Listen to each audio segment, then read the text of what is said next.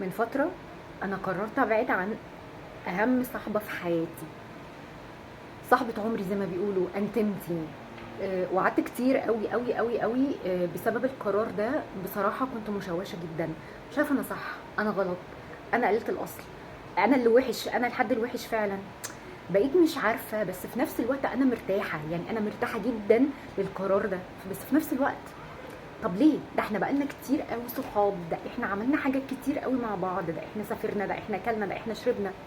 لحد ما قريت من كام يوم جمله تقريبا هي اللي حلت لي البازل اللي جوايا، اللي عماله اتكلم ما بيني وما بين نفسي، انا كده صح ولا انا كده غلط.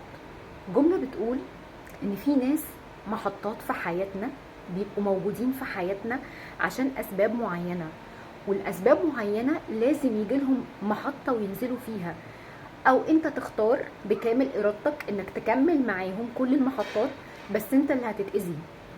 انا فعلا كنت في وجودها بتأذي في حاجات كتير قوي، قرارات كتير خدتها غلط، حاجات كتير كنت ببقى تحت ستريس وانا بعملها لمجرد ان انا مش بحب اعمل ده، بس بعمله علشان خاطرها.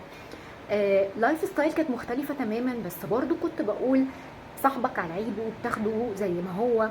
فعلى طول حاسة ان انا ستريسد، على طول حاسة ان انا بعمل حاجات غلط. فاول ما قررت ان انا اعمل ده انا مرتاحة، انا مرتاحة جدا، بس جوايا انا صح انا غلط، انا قللت الاصل زي ما بيقولوا. لحد ما قريت الجملة دي وفهمت كويس قوي ان ممكن يكون حد في حياتي كان كويس جدا جدا جدا جدا، بس كويس بناء على حياته هو، مش نافع مع حياتي انا. اتعلمت منه حاجة او عرفت منه حاجة او عرفت من عن طريقها ان انا في حاجات كتير ما تناسبنيش، في حاجات كتير مش هبقى مرتاحة في وجودها. اتعلمت ده، فعشان كده قررت ان انا لازم ما كملش معاها او ما تبقاش موجودة في حياتي. بقول الكلام ده ليه؟ عشان انا عارفة ان كلنا او معظمنا تقريبا كان عندهم ناس كتير قوي في حياتهم وفجأة ما بقوش موجودين، وكلنا بنقعد نفكر ليه؟ ليه فجأة الناس دي مش موجودة؟ انا مش بتكلم عن الناس قلة الاصل او توكسيك او whatever اللي بتصحى من النوم مش بتلاقيهم. انا ما عملتش كده، يعني انا ما صحيتش من النوم انا كنت ابتديت ادي indicators ان انا مش قادرة اكمل في ده او مش قادرة اعمل في ده. بس بتكلم على ان انت ليه ممكن فجأة تقرر ان انا مش هكمل مع حد معين بالرغم ان انا بحبه جدا، بالرغم ان هو كان حد قضى معايا حاجات كتير، سفر، اكل، شرب، حكايات، عياط، ضحك.